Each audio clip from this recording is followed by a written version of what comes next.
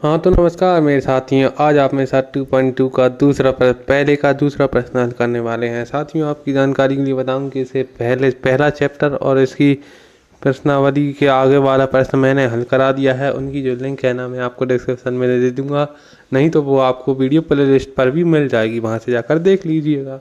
चलो तो साथियों, जल्दी से अपन इस प्रश्न को हल करते हैं।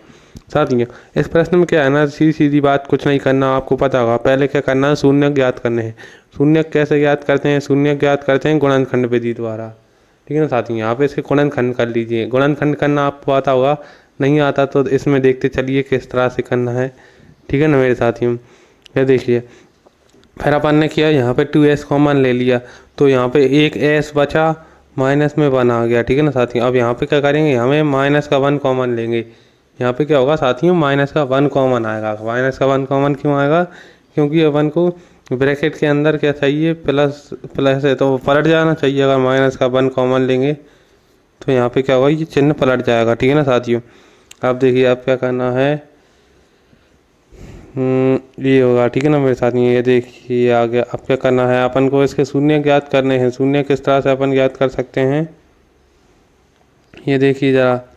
बराबर में 1/s बराबर में 1/2, और यहाँ पे क्या है, s बराबर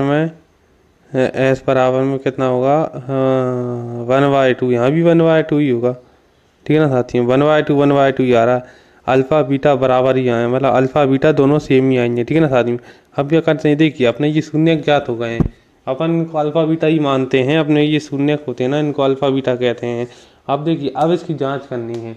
काय की जांच करनी पड़ी, देखिए कैसे करेंगे अपन। जहाँ अल्फ़ा बीटा c/a बराबर में c/a। ठीक है ना मेरे साथ, नहीं अल्फ़ा बीटा बराबर में कितने आ रहे हैं, c/a।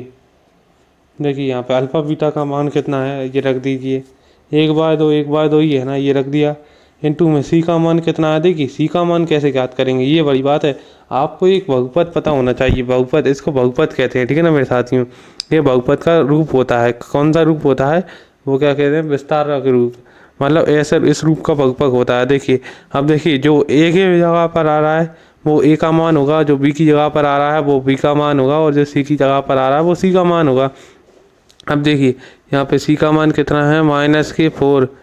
c का मान कितना है भाई साथियों, -4 है। ज़रा कॉर्पोरेट करना।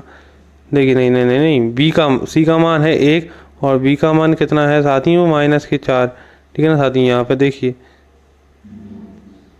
ये आंसर आ गया। ठीक है ना साथियों, कोई बड़ी बात नहीं, सरल सा ही प्रश्न है। अब अपन अल्फ़ा बीटा करेंगे। अल्फ़ा बीटा देखिए, पहले अपन ने प्लस लगाया था, लेकिन अब इसमें प्लस नहीं आएगा। अब इसमें क्या आएगा, इनटू आएगा। अल्फ़ा बीटा बराबर में -b/a। तो देखिए साथियों, -b का मान कितना होता है, ये तो आपको दिख ही रहा है, मैंने लिख दिया है नीचे। -b का मान कितना है, -b का मान है -4। और अल्फ़ा बीटा का मान तो आपको पता ही होगा। अल्फ़ा और बीटा का क्या करेंगे, इंटू करेंगे। ठीक है ना साथियों, अल्फ़ा बीटा का क्या करेंगे अपन, इंटू करेंगे। इंटू करने से होगा क्या मेरे साथियों, ये ज़रा ध्यान में रखिएगा। अल्फ़ा बीटा का इंटू करेंगे ना तो होगा क्या, सॉरी साथियों, अब ये क्या अल्फ़ा बीटा नहीं होगा, अल्फ़ा प्लस में बीटा होगा। पहले कर लिया अपन ना अल्फ़ा बीटा। यहाँ पे क्या है ना, मुझसे थोड़ी गलती हो गई थी, माफ़ करना, मैं देख नहीं पाया था। ठीक है ना साथियों, उम्मीद है आप समझ गए होंगे मैं क्या कहना चाह रहा हूँ। अल्फ़ा, ये देखिए, ठीक है ना मेरे साथियों। चलो मिलते हैं आपको अगली वीडियो में। धन्यवाद साथियों।